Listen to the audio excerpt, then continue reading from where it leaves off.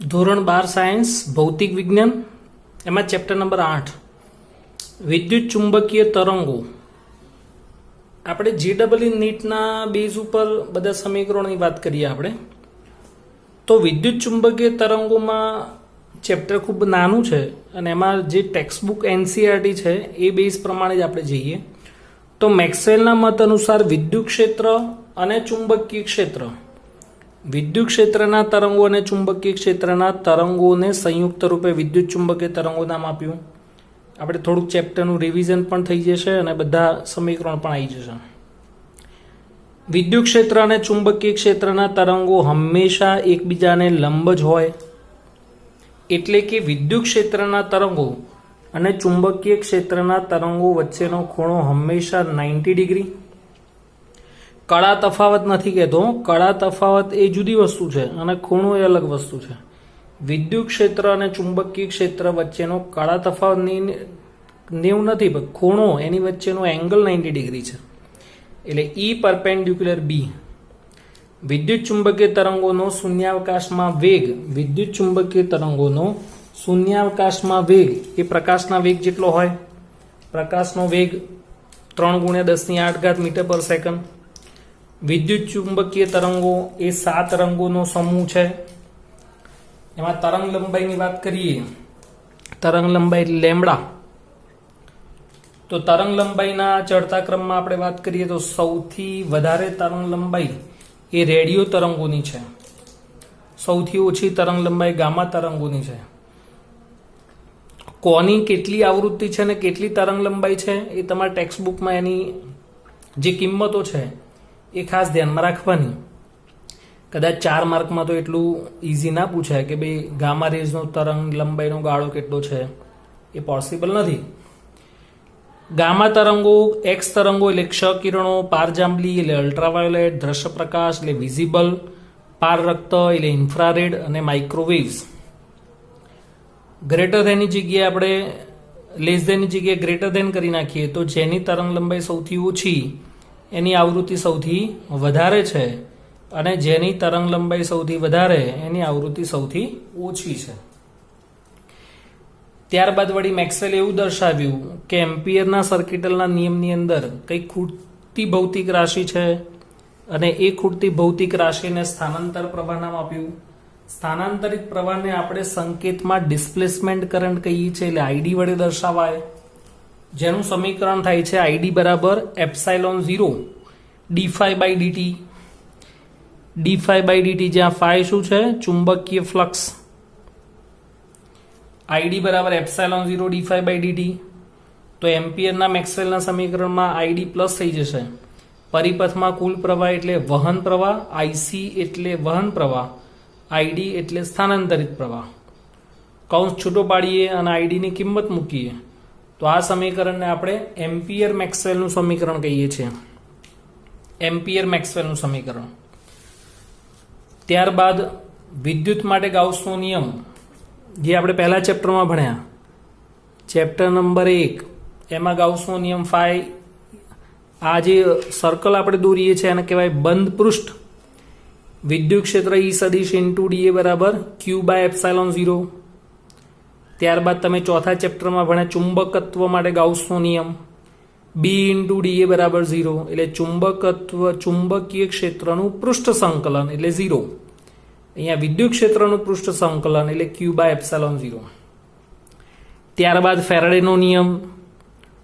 તો ફેરાડેના નિયમમાં પહેલા આપણે બીજા ચેપ્ટરનો ઉપયોગ કરીએ, વિદ્યુત સ્થિતિમાન, જેનું સૂત્ર છે V બરાબર E ઇન્ટુ dl. V બરાબર આપણે લખતા હતા -E ઇન્ટુ dl, પણ V બરાબર તો આપણે E લખીએ છીએ, V for voltage, E for EMF. તો E બરાબર -dφ/dt, જે આપણે છઠ્ઠા ચેપ્ટરમાં ભણ્યા વિદ્યુત ચુંબકીય પ્રેરણમાં. ત્યારબાદ એમ્પિયર મેક્સવેલનું સમીકરણ બી હમણાં જે સાબિત કર્યું એ B into dl is equal to μ0IC plus μ0ε0 dφ/dt. પ્રકાશના વેગનું સમીકરણ C is equal to nu lambda અથવા તો f લેમ્બડા, જ્યાં ન્યુ એ આવૃત્તિ છે, આવૃત્તિ એ તરંગ લંબાઈના વ્યસ્ત પ્રમાણમાં છે, તો આવૃત્તિ ન્યુ બરાબર C/λ. વિદ્યુત ક્ષેત્ર અને ચુંબકીય ક્ષેત્રના વિકલ સમીકરણો જોઈએ તો Ex બરાબર E0 sin kz minus omega t i cap અને By બરાબર B0 sin kz minus omega t j cap. હંમેશા ટી ની આગળ સહગુણકમાં ઓમેગા જ આવશે. આ સમીકરણ દર્શાવે છે કે વિદ્યુત ક્ષેત્રના તરંગો એ એક્સ અક્ષને સમાંતર છે, જ્યારે ચુંબકીય ક્ષેત્રના તરંગો એ વાય અક્ષને સમાંતર છે અને તેમના પ્રસરણની દિશા અહીંયાથી નક્કી થાય કે એની સાથે ઝેડ છે તો પ્રસરણની દિશા ધન ઝેડ અક્ષ છે. જો પ્રસરણની દિશા ઋણ ઝેડ હોય તો અહીંયા વચ્ચે પ્લસ આવશે. સમીકરણમાં જો તમે વચ્ચે પ્લસ મૂકો કે ઝેડ પ્લસ ઓમેગા ટી તો એનો અર્થ એવો કે પ્રસરણની દિશા ઋણ ઝેડ અક્ષ છે. તો વચ્ચે માઇનસ છે કે પ્લસ એની ઉપરથી પ્રસરણની દિશા ધન એક્સ કે ઋણ જે પણ હોય એ નક્કી થશે.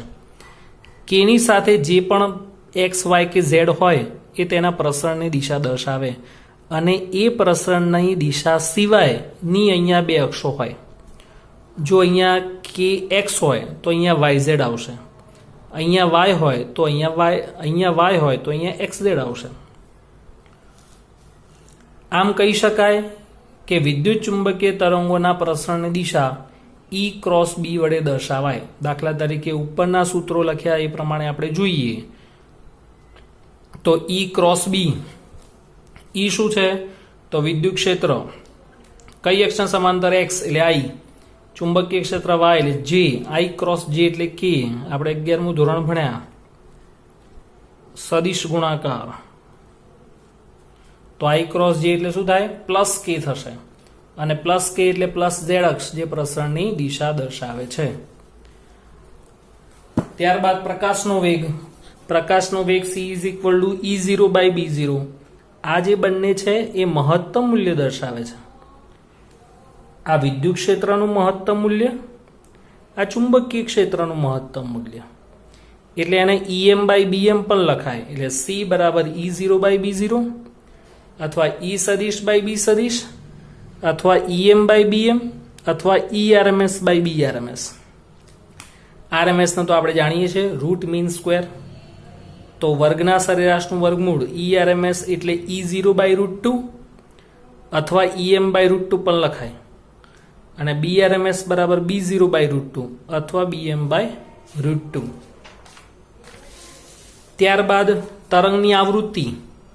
તરંગની કોણીય આવૃત્તિ ઓમેગાનું સૂત્ર થાય 2π ન્યુ, પણ આવૃત્તિ અને આવર્તકાળ વ્યસ્ત પ્રમાણમાં એટલે 2π બાય ટી પણ લખાય. એકમ થશે રેડિયન પર સેકન્ડ.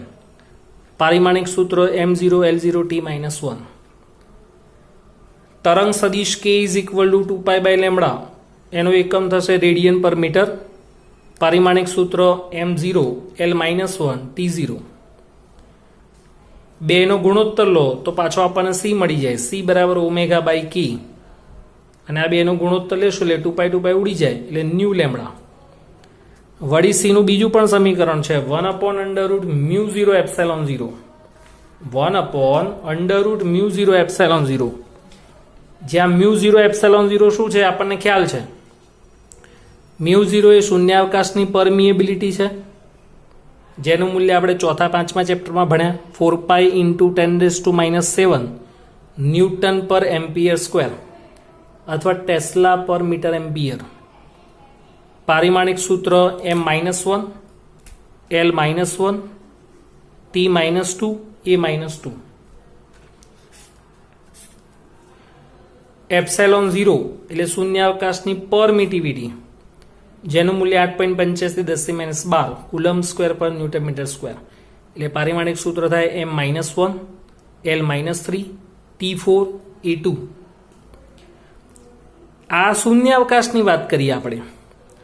કદાચ માધ્યમની વાત કરવી હોય તો માધ્યમમાં વિદ્યુત ચુંબકીય તરંગોનો વેગ તો 1/√μ એપ્સિલોન, જ્યાં મ્યુ શું છે માધ્યમની પરમિએબિલિટી એટલે પારગમ્યતા અને એપ્સિલોન એટલે માધ્યમની પરમિટિવિટી એટલે પરાવૈદ્યુતાંક, આનું ગુજરાતી. અને આ બંનેની કિંમતો કોઈ ફિક્સ નથી, એ માધ્યમ ઉપર આધારિત છે. જો વિદ્યુત ચુંબકીય તરંગોને કોઈ સપાટી ઉપર આપાત કરવામાં આવે તો એ સપાટી ઉપર દબાણ ઉત્પન્ન કરે છે. તો એકમ સપાટી એકમ સમયનો મતલબ t બરાબર 1 સેકન્ડ. એકમ સમયમાં સપાટીને પ્રાપ્ત થતું વેગમાન F is equal to p by t is equal to t તો 1 સેકન્ડ છે એટલે F બરાબર p થઈ જશે, જેનું સૂત્ર થાય u બાય c. u એટલે વિકિરણની ઉર્જા, c એટલે પ્રકાશની ઝડપ. તો u બાય c સૂત્ર યાદ રાખવાનું.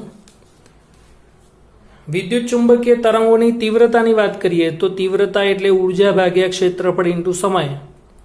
પણ આપણે જાણીએ છીએ ઉર્જા ભાગ્યા સમય એટલે પાવર થશે, એટલે પાવર અપોન ક્ષેત્રફળ પણ લખાય. તો I is equal to capital U by ET, અથવા તો પાવરનો P તો P બાય એ પણ લખાય. તો પાવરનું સૂત્ર શું બનાવીશું આપણે? IA. પાવરનું સૂત્ર શું થશે? IA. વળી તીવ્રતાનું બીજું પણ સૂત્ર છે ρ c, અથવા એને યાદ રાખવા માટે c ρ. તીવ્રતાનું સમીકરણ શું થશે? c ρ c, જ્યાં ρ શું છે? તરંગની ઉર્જા ઘનતા. એકમ બનાવીશું વોટ પર મીટર સ્ક્વેર. પારિમાણિક સૂત્ર થશે 103. વિદ્યુત ક્ષેત્રની માત્ર ઉર્જા ઘનતા કેવી હોય તો એ આપણે બીજા ચેપ્ટરમાં ભણ્યા. ρ E બરાબર 1/2 એપ્સાઇલોન 0 E RMS સ્ક્વેર. અને ચુંબકીય ક્ષેત્રની ઉર્જા ઘનતા લખવી હોય તે આપણે છઠ્ઠા ચેપ્ટરમાં ભણ્યા. B RMS square by 2 mu 0. અને બેનો સરવાળો કરશો એટલે વિદ્યુત ચુંબકીય તરંગની ઉર્જા ઘનતાનું સૂત્ર મળશે ρ E પ્લસ ρ B. બેનો સરવાળો કરશો તો તમને એક સમીકરણ આવું મળશે. ρ is equal to epsilon 0 E RMS square. અને જો તમે E RMS ની જગ્યાએ E0 બાય √2 મૂકશો તો એપ્સાઇલોન 0 E0 સ્ક્વેર બાય 2 પણ આવે. આ જ રીતે રોનું સૂત્ર B ના સ્વરૂપમાં તો B RMS square by mu 0, અથવા તો B0 સ્ક્વેર બાય 2 મ્યુ 0.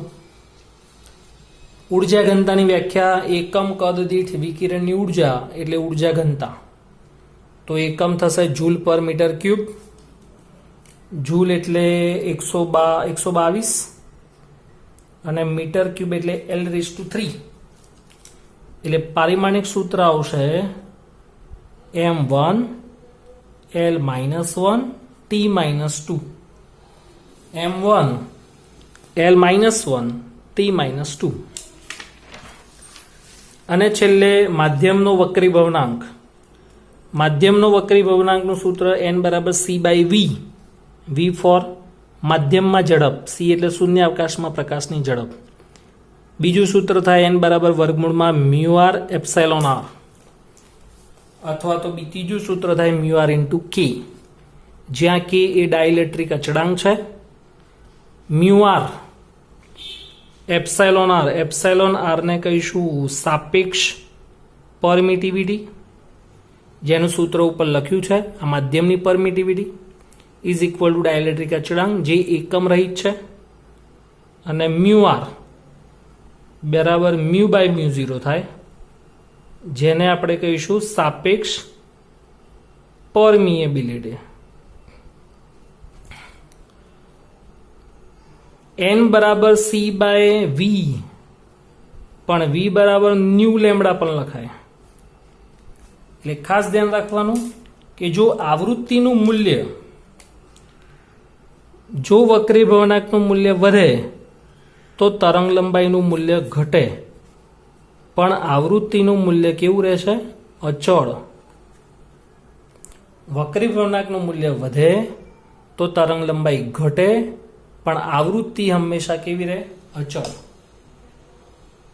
તો આ આપણે ચેપ્ટર નંબર 8 ની વાત કરી. લગભગ આટલા જ સમીકરણોમાંથી MCQ પૂછાવાની શક્યતા છે, JEE હોય કે નીટ કે ગુજસેટ માટે. એટલે આ બધા સમીકરણોને પારિમાણિક સૂત્રોને બધું ધ્યાનમાં રાખવું.